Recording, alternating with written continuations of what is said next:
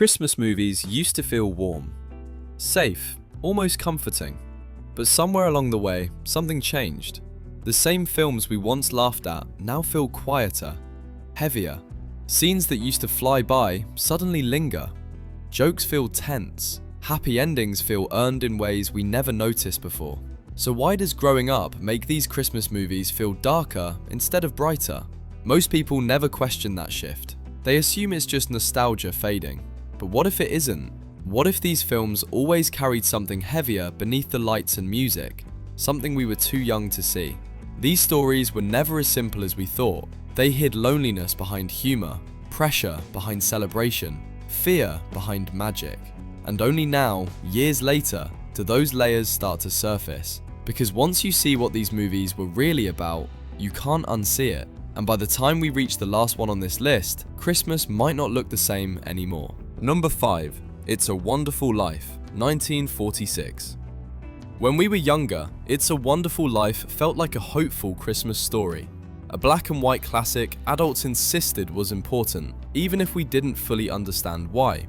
It played in the background while decorations went up and conversations drifted past us. But growing up changes the way this film lands, because at its core, this isn't really a holiday movie at all. It's a story about pressure, about quiet sacrifice, about a man slowly disappearing inside the life he was told was the right one. George Bailey isn't a dreamer who failed, he's a dreamer who kept choosing responsibility over himself. Every time life offered him a way out, something pulled him back. A family emergency, a business obligation, a moral duty no one else was willing to carry. He stays so others can leave. He gives so others can move forward. And year after year, those small decisions pile up silently until the weight becomes unbearable. As a child, you see George as unlucky. As an adult, you recognize the exhaustion, the kind that doesn't come from one bad moment, but from decades of being dependable, of being the one who holds everything together while watching his own dreams slip further away. The film doesn't rush past this discomfort, it sits with it. It allows George to feel trapped, to feel invisible, to feel like his life has been reduced to obligations with no room left for himself. What hits hardest now is how familiar this feels. The pressure to provide, the fear of failure, the quiet panic of realizing that time has passed and the future you imagined never arrived. Christmas, a season meant to celebrate joy, only amplifies that feeling. The lights shine brighter, the expectations grow heavier, and the contrast becomes painful. The miracle of It's a Wonderful Life isn't the angel or the happy ending, it's the brutal honesty that comes before it. The film dares to admit that adulthood can feel like a slow erosion of identity, that being strong for everyone else can leave you empty, that sometimes the darkest thoughts come not from weakness, but from carrying too much for too long. Once you see that, this movie stops being comforting nostalgia, it becomes a mirror. And if this story reveals the quiet crisis of adulthood, the next one explores something just as painful. What happens when a family breaks and a child is caught between two worlds? Number 4. The Santa Claus, 1994. When we were kids, the Santa Claus felt like pure fantasy, a funny accident, a magical transformation, a divorced dad who suddenly becomes Santa Claus. It played like a wish fulfillment story wrapped in snow and jokes and bright Christmas lights. But growing up changes the center of gravity of this film. What once felt magical now feels quietly sad. Because beneath the comedy, the Santa Claus is really about separation, guilt, and the fear of failing as a parent. Scott Calvin doesn't become Santa because he believes in magic. He becomes Santa because his life is already falling apart. The divorce has fractured his family. His son is being pulled between two households, two belief systems, two versions of adulthood. And Scott, awkward and emotionally unprepared, is trying to prove that he still matters, that he's still needed, that he hasn't been replaced. As a child, you focus on the North Pole, the elves, the suit, the flying sleigh. As an adult, your attention shifts to the quieter moments. Scott missing important days, Scott being judged as irresponsible, Scott watching his son slowly slip away, not physically, but emotionally. The film never says it outright, but the anxiety is there in every scene. The fear that love alone isn't enough when time, custody, and stability are no longer on your side.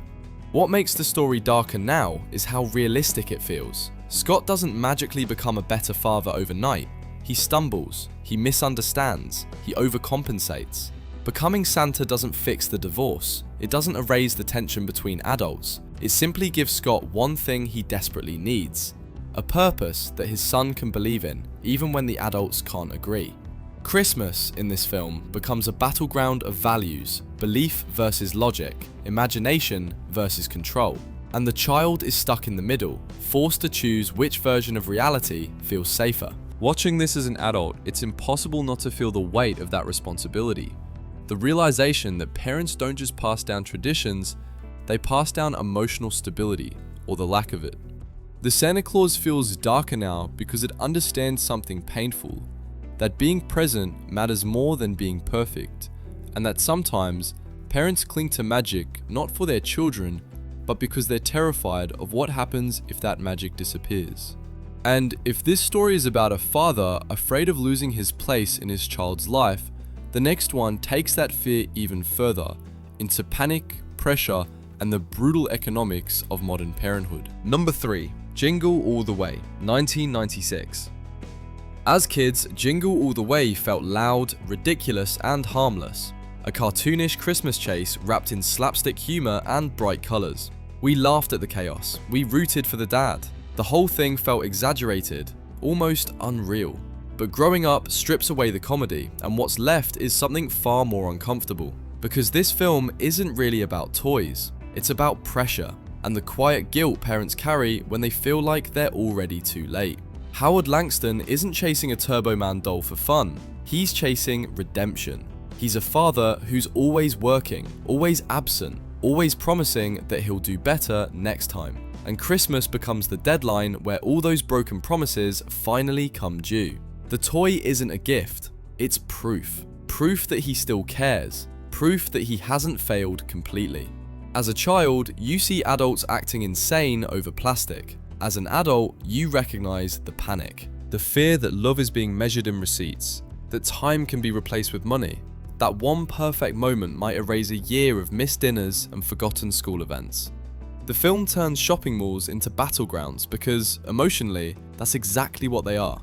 Spaces where worth, success, and parental love collide. What makes Jingle All the Way feel darker now is how accurate it was. The aggressive crowds, the resentment between parents, the sense that everyone is barely holding it together behind forced smiles and seasonal cheer. The movie exaggerates the action, but not the emotion. That guilt is real, the kind that doesn't come from cruelty, but from exhaustion and misplaced priorities. Howard isn't a villain, he's overwhelmed, he's late, he's trying to buy back something that can't be bought. And the film quietly suggests something painful, that modern parenthood often turns love into performance, especially during the holidays. The louder the celebration, the heavier the pressure to prove you're doing enough. The parade finale feels triumphant as a kid. As an adult, it feels symbolic. Howard literally becomes the hero only when he stops competing and finally shows up. Not with a toy, but as himself.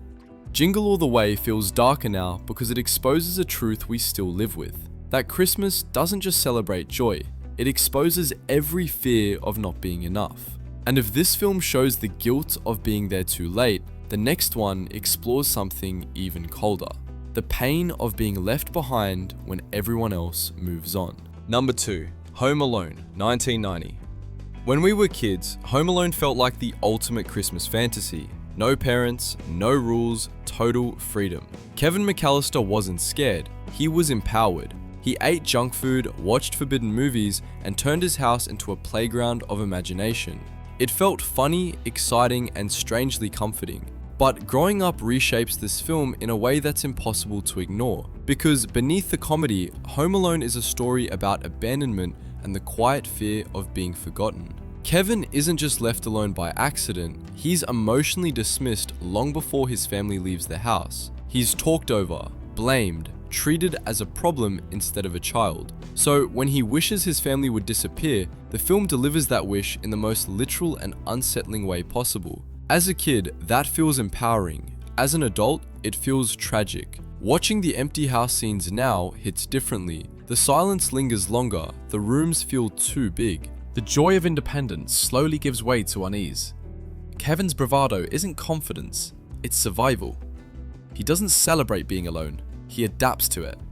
And that distinction matters more with age. The film cleverly hides this loneliness behind slapstick violence and cartoon logic. The traps distract us, the laughs come fast. But in the quieter moments, Kevin eating dinner alone, walking through the snowy streets, sitting in a church on Christmas Eve, the mask slips. The movie allows space for fear, for vulnerability, for the realization that being left behind, even unintentionally, leaves marks. The encounter with the old man in the church becomes the emotional core of the film.